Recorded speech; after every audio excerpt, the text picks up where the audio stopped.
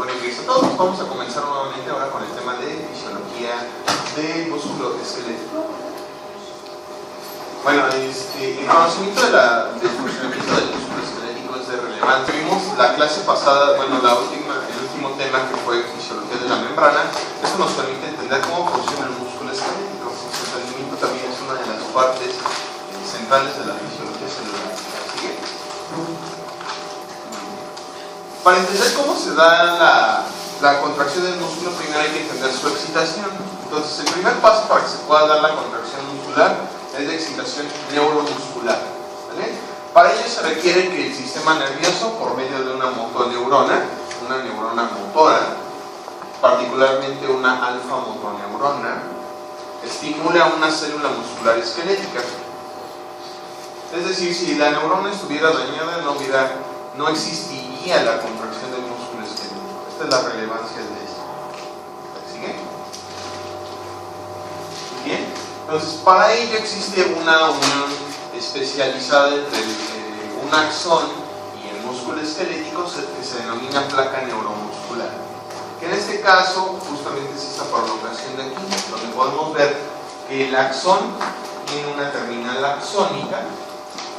Y observamos cómo la membrana del músculo esquelético, que también recibe el nombre de sarcolema, recibe justamente los neurotransmisores que va a liberar esta neurona motora alfa. Esto nos va a permitir iniciar la contracción muscular.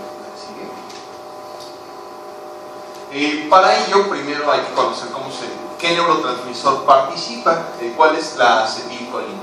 La acetilcolina es el neurotransmisor que se libera en la placa neuromuscular. Para ello se requiere una serie de eventos en la neurona para que se pueda llevar a cabo esa liberación. ¿Vale? Entonces, esta motoneurona sintetiza la acetilcolina y le envía por medio de su terminal axónica hasta la terminal para justamente liberarlo, ¿vale? Y que se pueda llevar a cabo la contracción muscular. ¿Sí? Muy bien.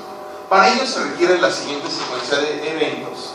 Primero, se requiere que exista una activación de la neurona motora. Como hemos de recordar la clase pasada, la mayor parte de las neuronas se excitan por medio de despolarización. ¿Vale? Entonces, en este caso, primero se requiere de una despolarización de la motoneurona alfa, en este caso. Se requiere que se transmita la despolarización desde el cuerpo neuronal hasta la terminal sináptica. Ese es el segundo evento que se requiere. Vamos a ver en fisiología sináptica cómo se da este paso. Después de ello se requiere, debido a la despolarización de la terminal sináptica, se abren un tipo de canales que son canales de calcio dependientes de voltaje. Estos canales de calcio dependientes de voltaje solo se abren cuando la célula o la terminal sináptica se encuentra despolarizada. ¿Vale? Antes no se puede repetir.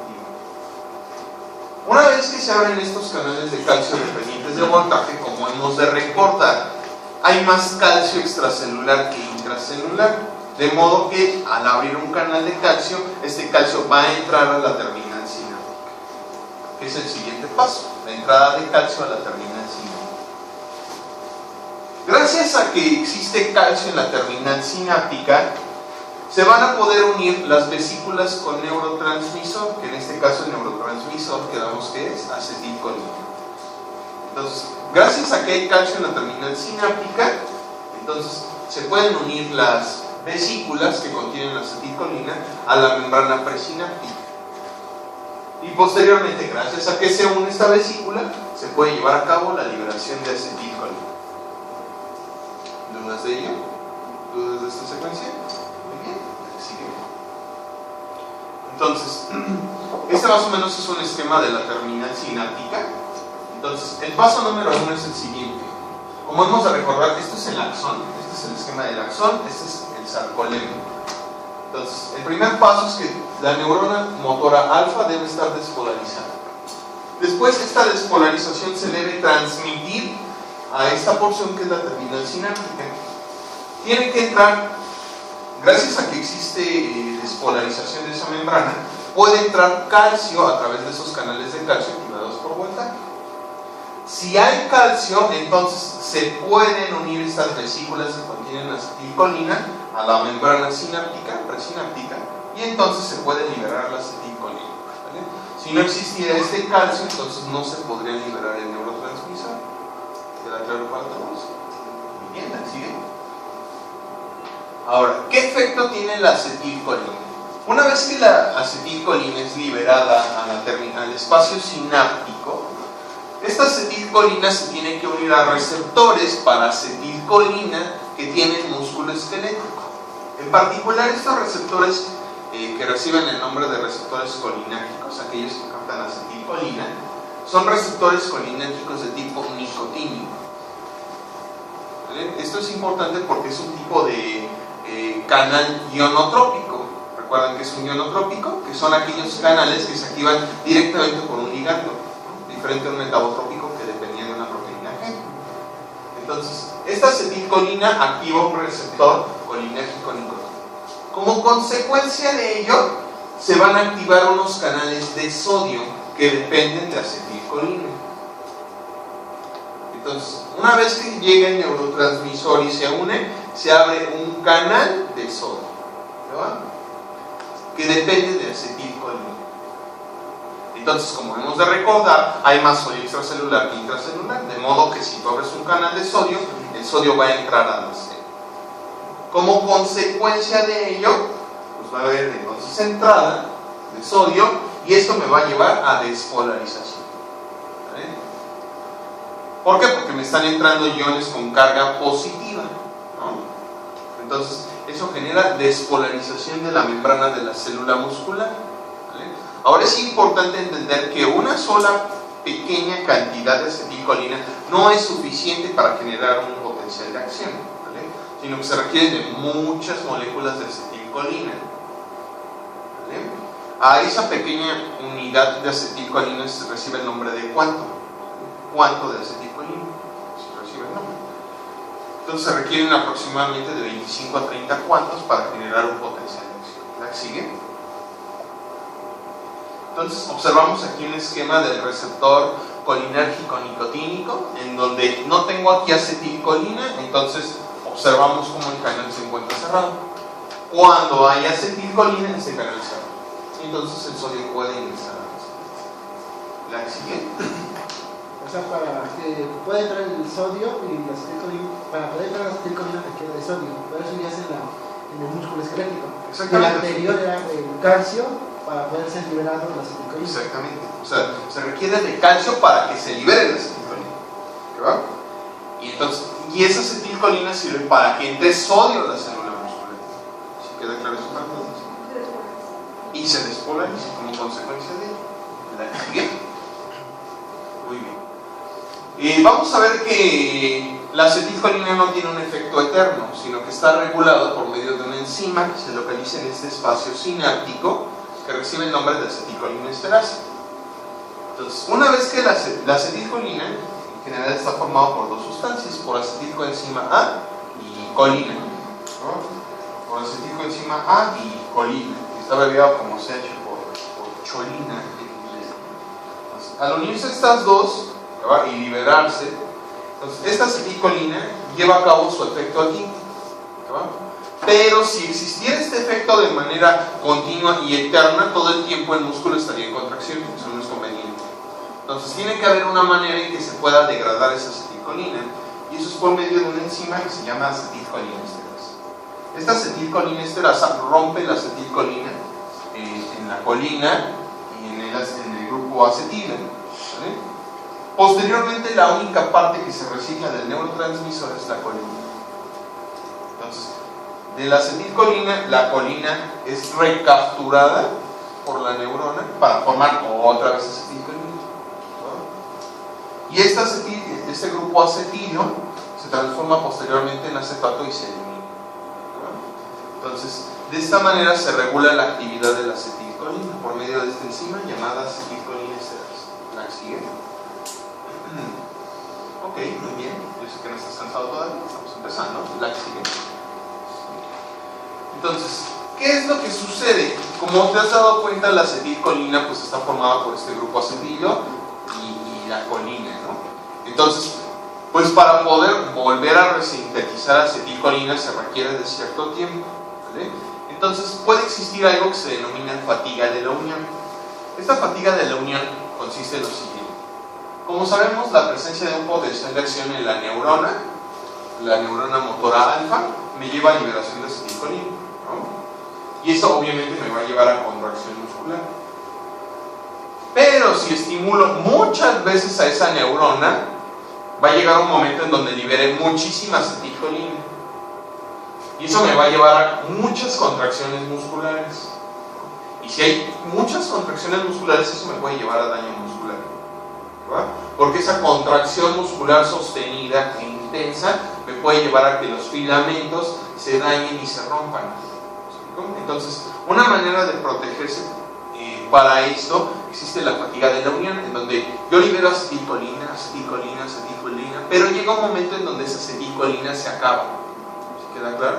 O sea, porque tenemos un límite de acetilcolina. Imagínate que yo tuviera 5 acetilcolina nada más. Entonces, si me estimulan 20 veces, pues no tengo más acetilcolina para estimular al músculo. Entonces, a eso se le llama fatiga de la unión, justamente cuando se me acaban o se me agotan los neurotransmisores. ¿La que sigue? Entonces, ¿para qué sirve esto? Bueno, hay un par de enfermedades de la placa neuromuscular. Una de ellas es miastenia gravis, que es la más común, en donde se generan anticuerpos que bloquean el receptor de acetilcolina. Entonces, si bloquea el receptor de acetilcolina, ¿se podrá pegar la acetilcolina? No. Entonces, como consecuencia, ¿se podrá contraer el músculo? No. Entonces, característicamente estas personas presentan debilidad muscular. ¿Por qué? Porque no pueden llevar a cabo contracción. ¿Aquí queda claro? Muy bien. La otra es otro síndrome que se denomina el síndrome de Eaton-Lambert, que es un poquito más raro, en donde el problema es que se generan anticuerpos que bloquean a los canales de calcio dependientes de voltaje. Entonces, ¿te acuerdas que los primeros pasos era que la terminal axónica pudiera transmitir la despolarización y después se abrieran estos canales de calcio para que se pudiera liberar la acetilcolina? ¿Qué pasaría si estos canales de calcio estuvieran bloqueados? ¿Podría entrar el calcio? ¿Podría liberarse la acetilcolina? No, entonces no habría contracción igual. ¿Sí queda claro eso para todos? Muy bien. Esa es la relevancia y la práctica clínica de ello. ¿La sigue? Mire, de hecho aquí se observa qué es lo que sucede aquí. Observen. Esta porción de aquí que se ve un poquito rosita son los receptores para acetilcolina. Observen cómo en una persona normal pues hay muchos receptores, pero si se forman estos anticuerpos contra el receptor, la cantidad de receptores disminuye. Entonces eso me lleva a que la contracción muscular sea menos intensa. ¿La que sigue? Muy bien. Entonces una forma de tratar a estas personas es justamente inhibir la actividad de la acetilcolinesterasa, con la finalidad de que estos pocos receptores para acetilcolina que quedan, por medio de la poca acetilcolina que se está liberando aquí, pues se mantengan activos siempre, para que una persona pueda seguir contrayendo. Entonces, en este caso es una de las aplicaciones clínicas que tiene la axila. Muy bien. Ahora, ¿qué pasa después de que la célula se despolariza? O sea, de que la célula muscular se despolariza. Después de ello, como hemos de recordar, bueno, no lo mencioné en la clase pasada, los potenciales de acción tienen dos características. Uno es que se propagan a lo largo de toda la membrana, el primero, y segundo es que no disminuyen su intensidad, ¿vale? Es decir, que permanecen constantes. Entonces, si se genera despolarización justamente en el sitio donde hay acetilcolina, ¿no? Porque quedamos que entraba el sodio, después esa despolarización se transmite a lo largo de la membrana. Vamos a ver que esa membrana muscular esquelética tiene invaginaciones de esa membrana que se denominan túbulos T. Entonces, posteriormente este impulso eléctrico que se generó de manera inicial en donde estaba el receptor de acetilcolina, después de ello tiene que transmitirse a lo largo de estos túbulos, ¿verdad? Entonces, los túbulos T, como mencionamos, son invaginaciones de esta membrana muscular, ¿vale? Vamos a ver que los lados de este túbulo T, miren la que sigue, para que lo podamos ver, Miren, para que lo vean en esta imagen. Entonces, aquí tenemos los receptores colinérgicos nicotínicos. Entonces, llega la acetilcolina y se pega aquí. Y entonces la despolarización o el potencial de acción comienza aquí, en este punto. Entonces, como sabemos, todo potencial de acción se propaga hacia toda la membrana y no disminuye su intensidad. Entonces, este potencial de acción de aquí se transmite a través de la membrana. Y observen cómo esta membrana tiene invaginaciones, que estas invaginaciones se denominan túbulos T. ¿Vale? Entonces, este potencial de acción se transmite a través de estos túbulos T. Y a los lados de estos túbulos T, como se observa mejor en este esquema de aquí, observen cómo tenemos un túbulo T y a los lados de este túbulo T hay unas dilataciones, ¿vale?, que son parte del retículo sarcoplásmico, que se denominan cisternas terminales, ¿vale? Entonces tenemos una cisterna terminal a cada lado del túbulo T, ¿no? 1 y 2. A esto en su conjunto, de hecho, se le denomina triado. Es la formación de 2 cisternas y un túbulo T. Bien, algunos problemas técnicos. Entonces, después de ello, el túbulo T, entonces, quedamos que este túbulo T transmite esa despolarización. Como consecuencia, esa despolarización también se transmite a las cisternas, ¿vale? De hecho, la función del túbulo T es transmitir este potencial de acción ¿hacia qué estructuras? Hacia las cisternas, que realmente están pegadas, o sea, realmente no están tan alejadas, sino que están un poquito más pegadas aquí al túbulo, ¿vale? ¿Dudas de ello hasta ahí? Muy bien. ¿La que sigue? Entonces, después de ello, se tienen que abrir nuevamente otros canales de calcio dependientes de voltaje. Pero ahora, estos canales de calcio dependientes de voltaje forman parte de la membrana del retículo sarcoplásmico, ¿vale? A estos canales de calcio se les denomina canales de calcio sensibles a rianodina, ¿vale? Que la rianodina los pueda abrir. Entonces, estos canales de calcio sensibles a rianodina son canales dependientes de voltaje que solamente se abren cuando la cisterna del retículo sarcoplásmico está despolarizada. ¿Sí queda claro? Entonces, si una célula está despolarizada, una célula muscular, como consecuencia, pues abrirán estos canales. ¿verdad? Mira, la sigue. Entonces, aquí tenemos este esquemita, observen. Aquí tenemos el receptor de acetilcolina, que aquí no se marca. Entonces, el potencial de acción se genera aquí. Después, esto se transmite a través de esta invaginación, que damos que se llama túbulo T. Entonces, si hay una despolarización, quedamos que a los lados de este túbulo T están estas estructuras que se llaman cisternas terminales. Y observen cómo aquí hay una proteína que se llama receptor de dihidropiridina.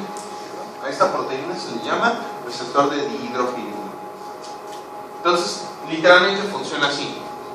Si ese receptor de dihidropiridina está despolarizado, abre el canal de calcio sensible a rianodina. Ese de aquí se llama canal de calcio sensible a rianodina.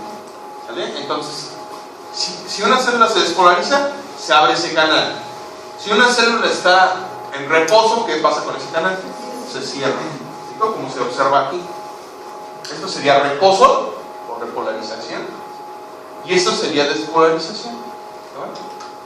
Entonces, si yo abro ese canal de calcio, ahora, ¿dónde quedamos que tengo yo más calcio? ¿Dentro de la cisterna del retículo sarcoplásmico o en el citoplasma? En la cisterna. Como consecuencia, si yo abro este canal de calcio, pues el calcio sale hacia el citoplasma. ¿Sí queda claro eso? Y de esta manera vamos a ver que el calcio participa en la contracción muscular. ¿Vamos bien? ¿Dudas de ello hasta ahí? Entonces, la importancia del canal de calcio sensible a rianodina es que se abre cuando hay una despolarización, ¿verdad? Y eso me va a llevar a la liberación de calcio hacia el citoplasma. ¿La sigue? Muy bien. Posteriormente a ello existe algo que se denomina acople excitación-contracción. El acople excitación-contracción hace referencia a que este calcio que se acaba de liberar por un cambio de potencial de membrana, va a servir para la contracción. Entonces, hace referencia al punto en donde este potencial de acción me lleva a la contracción muscular. ¿Y cuál es la sustancia que participa en ello? Es el calcio. Ese calcio solamente se libera cuando cambia la carga eléctrica de la célula. Y ese calcio sirve para la contracción. Para eso sirve. ¿Vale? Entonces, este calcio es el que interviene en el acople de excitación-contracción. ¿La sigue?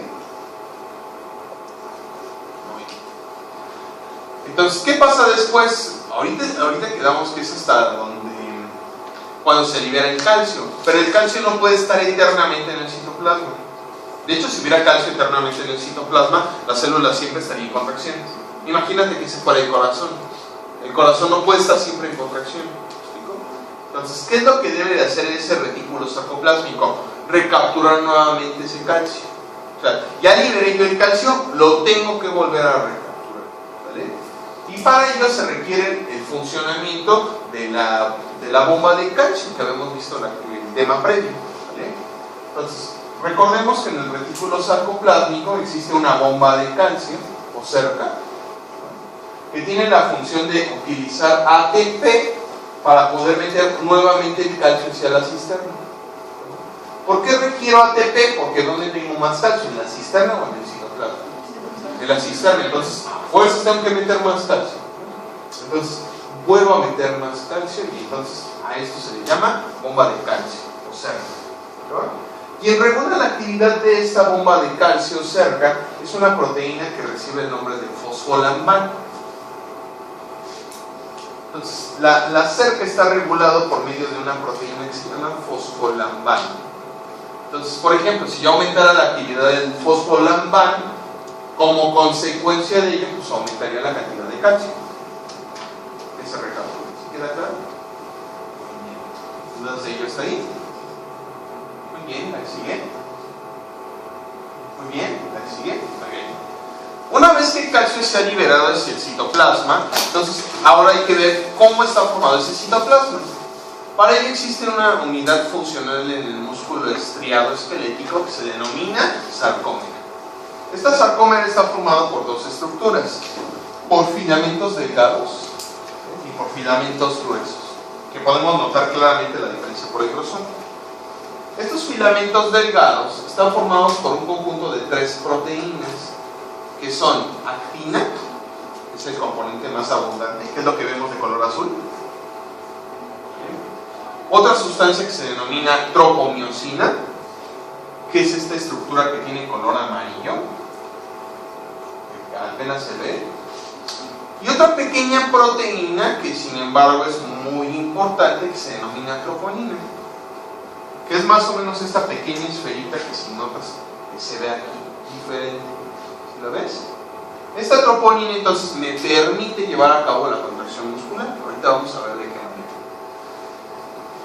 ¿Qué importancia tiene cada una? La actina se caracteriza porque tiene una región que se denomina sitio activo. Todas las actinas tienen una región que se denomina sitio activo. ¿Qué es el sitio activo? Es una región en donde se pega la miosina. ¿Vale? Entonces, yo soy una esfera y tengo un punto donde solamente se puede pegar la miosina. A ese punto, a esa zona se le llama sitio activo. ¿Se queda claro? Después, este filamento que quedamos que se llama tropomiosina tiene la función de bloquear esos sitios activos. ¿Qué función tiene esa tropomiosina? Bloquear los sitios activos. ¿Vale? Entonces, normalmente esa zona que yo tengo para que se pegue aquí la miosina, yo tengo aquí una proteína que me está bloqueando, que se llama tropomiosina. ¿Se queda claro? Por último tengo la proteína que se llama troponina. La troponina tiene tres fracciones o tres regiones. Troponina T, que se une a tropomiosina. Troponina T. Troponina I, que se encarga también de bloquear los sitios activos. De hecho se llama I porque inhibe los sitios activos. Y sin embargo, la más importante es la última, que se llama troponina C, que es la parte que fija calcio. Su función es la de fijar calcio. ¿Sí?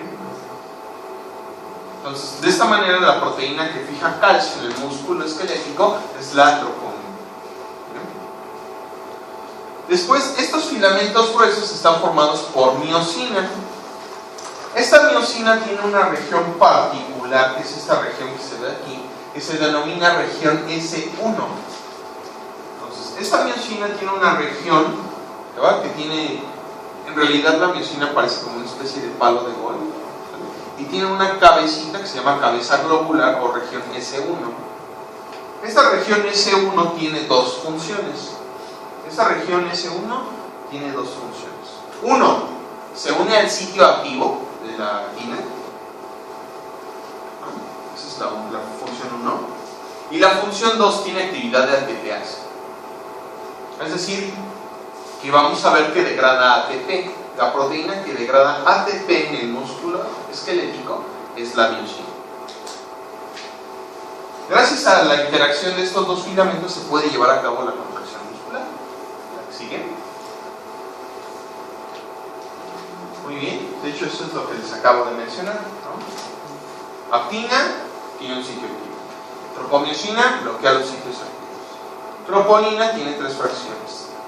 Troponina C fija calcio. Troponina I inhibe el sitio activo. Troponina T se une a troponina. Entonces vamos a ver de qué manera la interacción de estos filamentos permite llevar a cabo la contracción muscular y qué importancia tiene el calcio. ¿La que sigue? Muy bien, ¿la que sigue? Muy bien, esto ya lo habíamos mencionado. ¿La que sigue? Muy bien. Entonces, ¿qué función tiene este calcio? Una vez que el calcio es liberado de la cisterna del retículo sarcoplásmico, ese calcio ¿a qué proteína del músculo se va a unir? A la troponina, ¿te acuerdas? A la troponina C. Muy bien. Entonces, esto literalmente funciona así. Observa este esquema de aquí. Entonces, ¿ves estos puntos de color azul que se observan aquí? Estos pequeños puntos. ¿Los ves? Estos pequeños puntos son los sitios activos.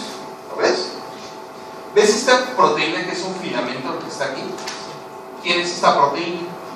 Tropomiosina, que es la que está bloqueando el sitio activo, ¿cierto? ¿No? ¿Ves esta proteína de color rojo? Esta es troponina, ¿no? Entonces, observa cómo cuando no hay calcio, este sitio activo está bloqueado por la tropomiosina. ¿Sí queda claro? Ahora, ¿qué pasa cuando hay calcio? Cuando hay calcio, lo que hace la tropomiosina, lo que hace es que la troponina mueve a la tropomiosina y entonces de esta manera libera el sitio activo. ¿Explico? Observa esto, o sea, ve, no hay calcio, entonces la tropomiosina bloquea el sitio activo. Cuando hay calcio, ¿qué va? Entonces ve qué es lo que hace la tropomiosina, se eleva. ¿Vale? Entonces de esta manera me van a quedar descubiertos ¿qué regiones? Los sitios activos. ¿Vale? ¿De qué manera lo podemos entender? ¿Alguien tiene una bufanda? ¿Me la prestas tantito? ¿Quién podrá pasar? Pásale, Jaime. Entonces, mira, esto funciona literalmente así. Nosotros, haz de cuenta, nosotros somos la troponina, ella y yo. ¿Verdad? Nosotros somos troponina. Y este filamento que nosotros sostenemos es tropomiosina. ¿Verdad? Mis manos, ¿qué parte de la troponina serían? La troponina T, ¿no? Porque la troponina T, ¿qué función tenía? Una tropomiosina, ¿te acuerdas? Muy bien, ¿no? Ahora, imagínate que mi cabeza es la que fija calcio y de cierta manera mi cuerpo también está bloqueando un sitio activo. ¿Sí queda claro? Troponina I, troponina T, troponina C. ¿Qué va? Entonces, en este momento nosotros estamos tapando aquí el sitio activo, ¿estamos de acuerdo? Cuando hay calcio pasa esto. Eso, muy bien. Cuando hay calcio pasa esto. Yo troponina, me vuelvo un poco y subo a la tropomiosina. ¿Qué pasa entonces? Se desbloquean y se abren los sitios activos. Esto siempre y cuando haya calcio. No hay calcio, bloqueados. Hay calcio, abiertos. Entonces, ¿en qué momento puede haber contracción? Cuando están descubiertos los sitios activos. Es decir, solamente cuando hay calcio. ¿Sí queda claro? Gracias. Denle like a la página de Jaime. ¿Qué va? Muy bien. ¿Sí queda claro eso para todos? Muy bien, la que sigue. Ahora, ¿qué sucede después? Ocurre una serie de fenómenos que es la interacción entre actina y miosina. ¿Vale? Entonces, ¿pueden apagar la luz, por favor? Para ver si se ve mejor, porque se ve muy bien en la imagen. Dale bien. Oh, pues. ¿Esta? Ándale, a ver. Oh, pues. Ándale, ya ves. Eso, muy bien. Entonces, ven que en este caso de aquí tenemos nuevamente estas proteínas de color naranja, en este caso, que es otra vez la actina. Y en este caso tenemos a la miosina, que es el filamento de color verde. Si observas esta región que es la cabeza, la región S1, muy bien. Observa cómo de manera inicial estamos considerando que llaman tropomiosina, ¿no? Porque no veo la tropomiosina aquí, ¿verdad? Entonces, observa cómo esta cabeza tiene pegado dos sustancias, ADP y fosfato. Tiene pegadas dos sustancias, ADP y fosfato. Cuando se libera el fosfato, ¿a qué va? De la cabeza, ve qué pasa con la actina y la miosina. Se unen, ¿qué va? Entonces, una vez que se libera el fosfato, se puede unir actina y miosina. ¿Sí queda claro eso para todos? Entonces, para eso se requiere el fosfato. Cuando se libera, se pega. Después, cuando se libera el ADP, observa cómo primero la miosina está así y después lo que hace es jalar y hacer eso. ¿Lo ves? Observa bien. De manera inicial está aquí, ¿no? Y lo que hace después cuando se libera el ADP es que lo mueve. Y de esta manera está jalando al filamento delgado, ¿cierto? Está existiendo movimiento aquí, ¿cierto o no? En este momento ya ocurrió la contracción, ¿no? A este paso de aquí donde se libera ADP se le denomina golpe de fuerza. Entonces, el golpe de fuerza depende de la liberación de ¿quién? De ADP. ¿Sí queda claro? Entonces, la contracción se puede llevar a cabo gracias a la liberación del ADP. Ahora, ¿qué pasa si yo quiero relajar al músculo? ¿Qué debería de hacer? Romper el enlace que hay entre actina y miosina, ¿cierto? ¿De qué manera rompo el enlace entre actina y miosina? Por medio de esta molécula, ATP. ¿Vale? Entonces, el ATP participa en la separación entre ¿quién? Entre actina y miosina. Entonces, ¿el ATP participa en la contracción o en la relajación muscular? En la relajación muscular. O sea, porque si yo estoy en contracción, ¿vale? Aquí ya no hay ATP. Llega el ATP, ¡pum! Se rompe el enlace. ¿No? Entonces, después de ello, el ATP se queda pegado a la miosina, ¿cierto? ¿Lo ves? ¿Y te acuerdas qué actividad te dije enzimática tiene la cabeza? De ATPase, ¿te acuerdas? Entonces, ¿qué hace esta ATPase? Rompe el ATP en ADP y fosfato. Entonces, este ATP lo rompe en ADP y fosfato. Y entonces vuelvo a regresar al inicio. ¿Sí queda claro? Entonces, este ciclo se perpetuaría si yo tuviera siempre calcio en el citoplasma. ¿Sí queda claro? O sea, siempre que estuvieran abiertos los sitios activos, este ciclo se podría repetir y repetir y repetir eternamente. ¿Sí queda claro eso para todos? ¿Dudas de ello? Muy bien, ¿sigue? De hecho, aquí tenemos cómo funciona la sarcómera. Observen que estos son los límites de la sarcómera, ¿vale? Que se denominan discos Z. Observen, estas proteínas que se ven aquí, estas líneas que se ven aquí, son los filamentos gruesos, ¿estamos de acuerdo? Estos de aquí son los filamentos ¿qué? Gruesos. Y estos que se ven acá son los filamentos delgados. Entonces, recuerda que los filamentos gruesos, la función que tienen es jalar a los filamentos delgados, ¿cierto? Entonces, básicamente, imagínate que mis brazos son los filamentos gruesos, ¿qué va? Mis antebrazos son las unidades S1, ¿qué va? Entonces, si yo me pego a actina, ¿qué va? Primero que se requirió que se liberara fosfato, ¿te acuerdas? Después, cuando se libera el ADP, ¿qué es lo que hago? Jalo, ¿cierto? Y entonces, básicamente, los filamentos de miosina jalan a los de actina. Y entonces, observa que pasa eso. ¿Ven cómo estos filamentos de miosina se mantienen constantes, no cambian? Pero cómo los filamentos delgados se dirigen hacia el centro de la sarcómera. ¿Queda claro? Entonces, de esta manera ocurre el acortamiento muscular. Y el acortamiento muscular se denomina contracción. ¿Sí queda claro eso para todos? ¿Sí queda claro? Sí. ¿Sigue? Muy bien, ¿sigue? Muy bien. Entonces, ¿qué pasa cuando no hay ATP? Cuando no hay ATP, lo que de manera inicial sucede es que no puede haber relajación muscular. ¿Vale? Por ejemplo, cuando una persona muere, pierde ATP, ya no hay ATP. Ya eso se le llama rigidez cadavérica o rigor mortis. ¿Vale? Y ocurre gracias a que, debido a que no hay ATP, pasan dos cosas. Primero, si no hay ATP, se puede separar actina y miosina, entonces siempre se quedan pegados. Y dos, ¿te acuerdas que para meter el calcio a la cisterna requería de una bomba? ¿No? Requería ATP. Entonces, si una persona se muere, pues no puede recapturar el calcio. ¿No? Si no puede recapturar el calcio se queda en el citoplasma. ¿Te acuerdas?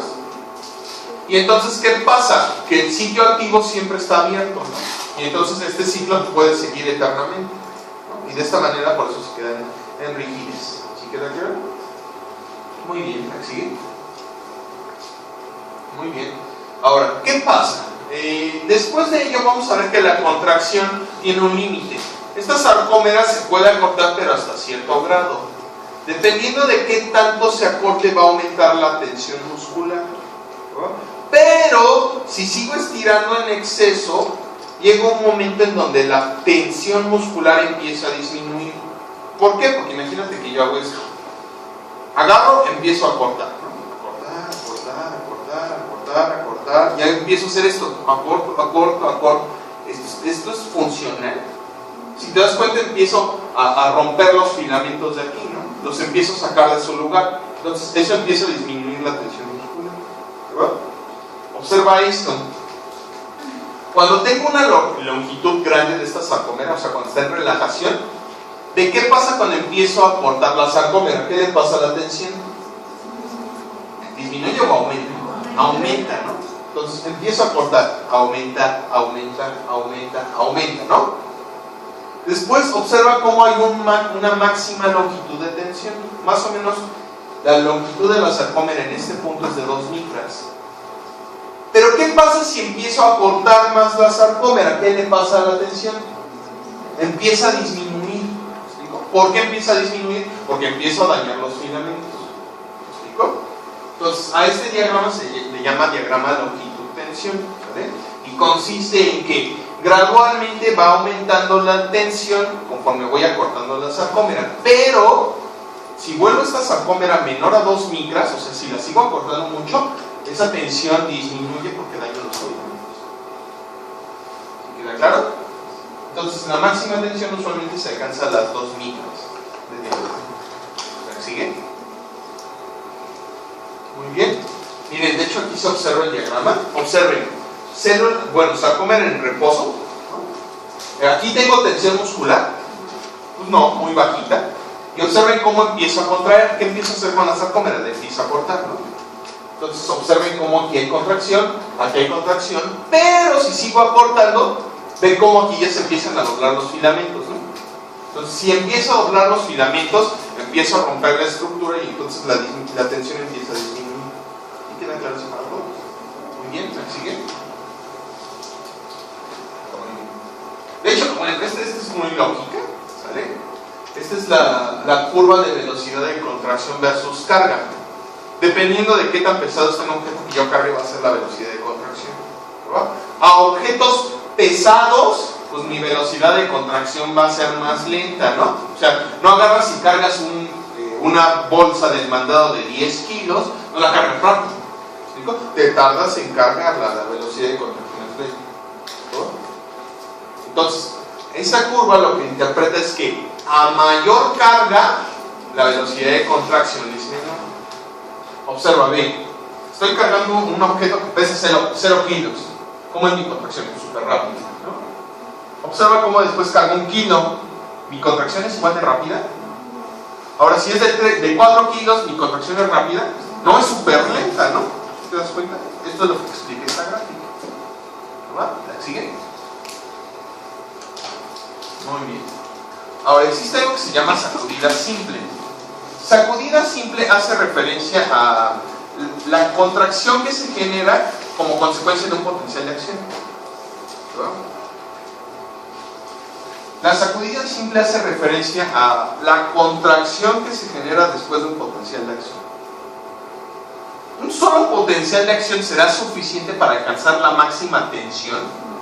No. O sea, es como cuando empiezas a hacer, por ejemplo, si alguna vez has hecho ejercicio, si has hecho pesas, no agarras y empieces cargando el máximo peso durante la primera serie o repetición, ¿no?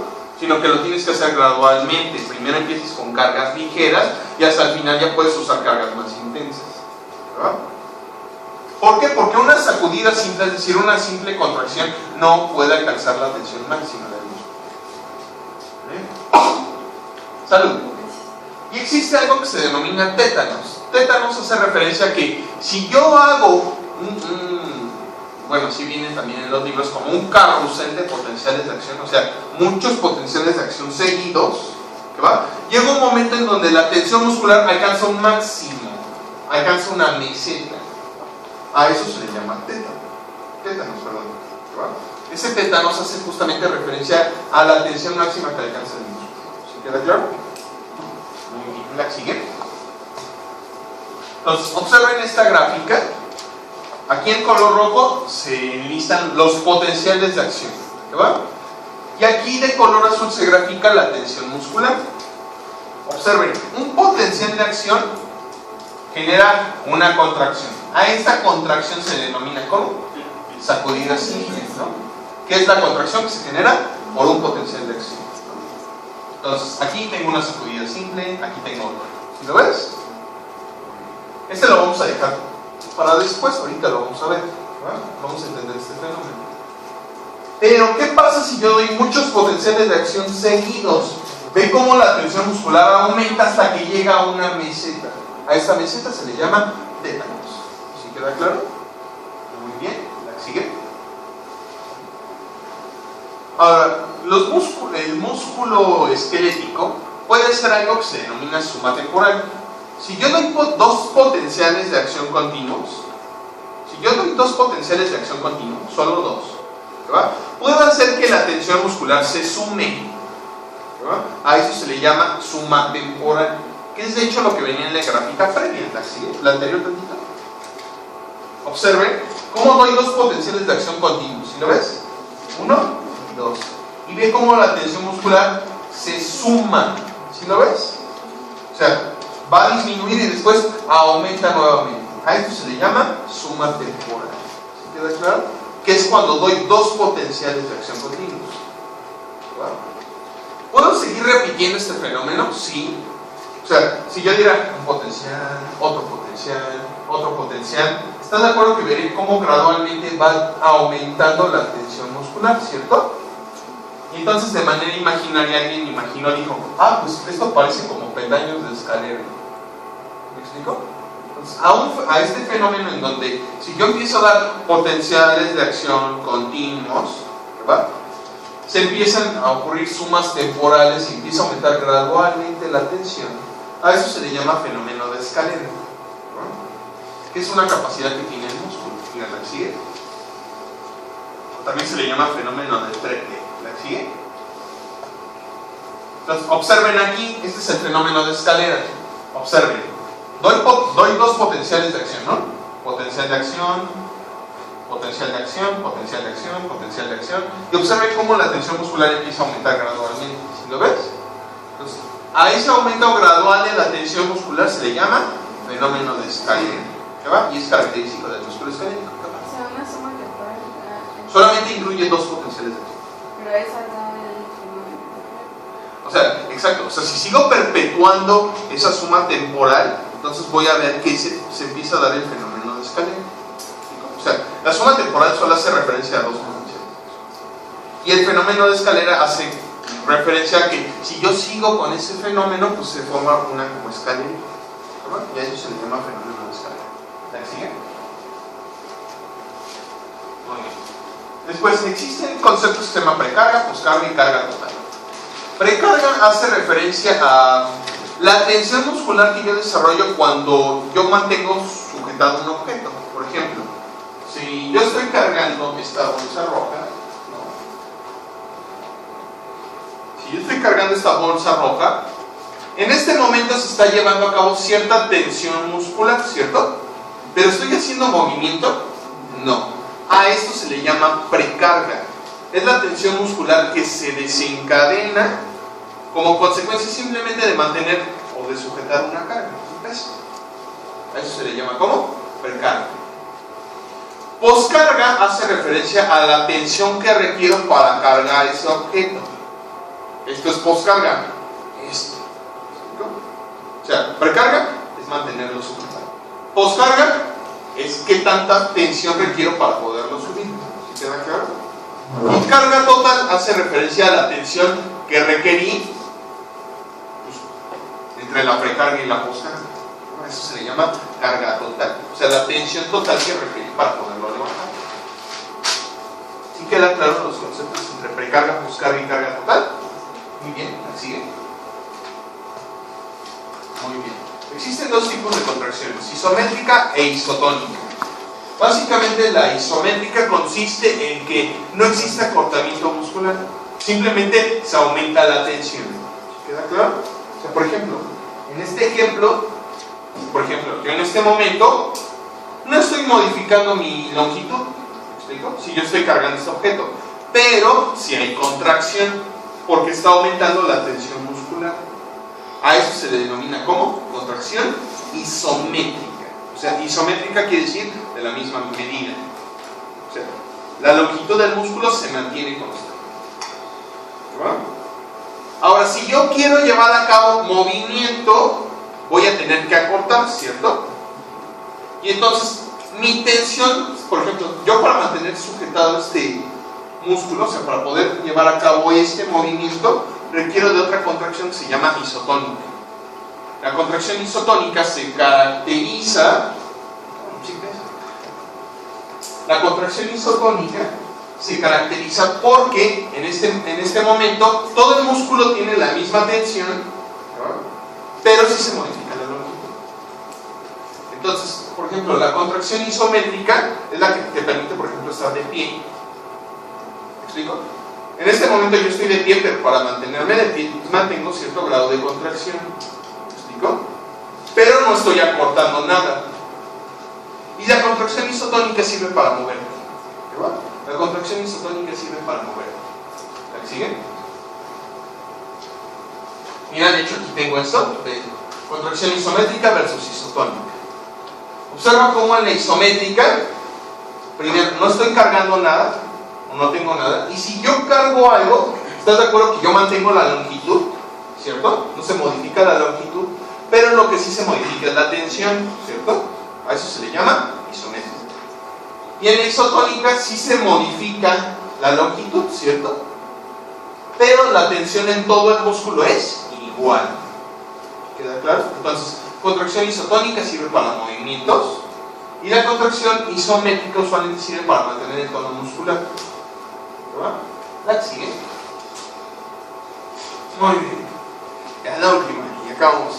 Mirad, fisiología musculoesquelética. Por último viene un concepto que se denomina unidad motora. La unidad motora hace referencia a la cantidad de células musculares que inerva una sola motoneurona. ¿Verdad? Hace referencia a la cantidad de fibras musculares que inerva una sola motoneurona. ¿Verdad? No es lo mismo que una motoneurona controle a 1000 células a que una motoneurona solamente controle una célula. ¿Qué movimiento será más preciso? En donde una neurona controla solo una célula, ¿cierto? Entonces, cuando hay unidades motoras pequeñas, quiere decir que una sola neurona inerva poquitas células, los movimientos que se desarrollan son más finos. ¿Vale? Son movimientos finos. Por ejemplo, como en las manos. Aquí en las manos las unidades motoras son muy pequeñas. Gracias a que mi unidad motora es pequeña, puedo tener movimientos finos. En cambio, si mi unidad motora es muy grande, pues mis movimientos no serán tan finos. A ese tipo de movimientos se les llama movimientos gruesos o groseros. Y estos, por ejemplo, se utilizan en músculos en donde no requiero tanta precisión, como por ejemplo en la espalda. No voy a agarrar con la espalda un objeto, ¿me explico? Pero sí requiero con la mano. Entonces, las unidades motoras pequeñas usualmente se encuentran en regiones distales del cuerpo, manos y pies. Y las unidades motoras grandes se localizan sobre todo en músculos del tronco. ¿Sí queda claro? Muy bien. Bueno, esto sería todo de este tema. ¿Está bien? ¿Alguna duda? Polarización de esa membrana. Puede entrar calcio a través de esos canales de calcio activados por voltaje. Si hay calcio, entonces se pueden unir estas vesículas que contienen acetilcolina a la membrana sináptica, presináptica, y entonces se puede liberar la acetilcolina. ¿Vale? Si no existiera este calcio, entonces no se podría liberar el neurotransmisor. ¿Queda claro para todos? Muy bien, ¿sigue? Ahora, ¿qué efecto tiene la acetilcolina? Una vez que la acetilcolina es liberada al espacio sináptico, esta acetilcolina se tiene que unir a receptores para acetilcolina que tienen músculo esquelético. En particular, estos receptores que reciben el nombre de receptores colinérgicos, aquellos que captan acetilcolina, son receptores colinérgicos de tipo nicotínico. ¿Vale? Esto es importante porque es un tipo de canal ionotrópico. Recuerden que es un ionotrópico, que son aquellos canales que se activan directamente por un ligando, ¿no? Diferente a un metabotrópico que dependía de una proteína G. Entonces, esta acetilcolina activa la terminal sináptica, que es el siguiente paso, la entrada de calcio a la terminal sináptica. Gracias a que existe calcio en la terminal sináptica, se van a poder unir las vesículas con neurotransmisor, que en este caso el neurotransmisor quedamos que es acetilcolina. Entonces, gracias a que hay calcio en la terminal sináptica, entonces se pueden unir las vesículas que contienen la acetilcolina a la membrana presináptica. Y posteriormente, gracias a que se une esta vesícula, se puede llevar a cabo la liberación de acetilcolina. ¿Dudas de ello? ¿Dudas de esta secuencia? Entonces, este más o menos es un esquema de la terminal sináptica. Entonces, el paso número 1 es el siguiente. Como vamos a recordar, este es el axón, este es el esquema del axón, este es el sarcolemma. Entonces, el primer paso es que la neurona motora alfa debe estar despolarizada. Después, esta despolarización se debe transmitir a esta porción que es la terminal sináptica. Tiene que entrar. Gracias a que existe primero se requiere que exista una activación de la neurona motora. Como hemos de recordar la clase pasada, la mayor parte de las neuronas se excitan por medio de despolarización. ¿Vale? Entonces, en este caso primero se requiere de una despolarización de la motoneurona alfa, en este caso.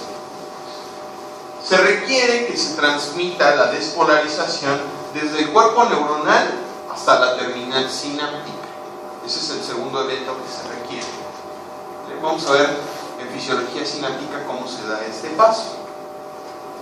Después de ello se requiere, debido a la despolarización de la terminal sináptica, se abren un tipo de canales que son canales de calcio dependientes de voltaje.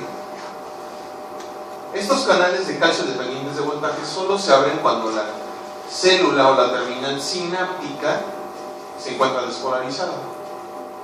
Antes no se puede repetir. Una vez que se abren estos canales de calcio dependientes de voltaje, como hemos de recordar, hay más calcio extracelular que intracelular, de modo que al abrir un canal de calcio, este calcio va a entrar.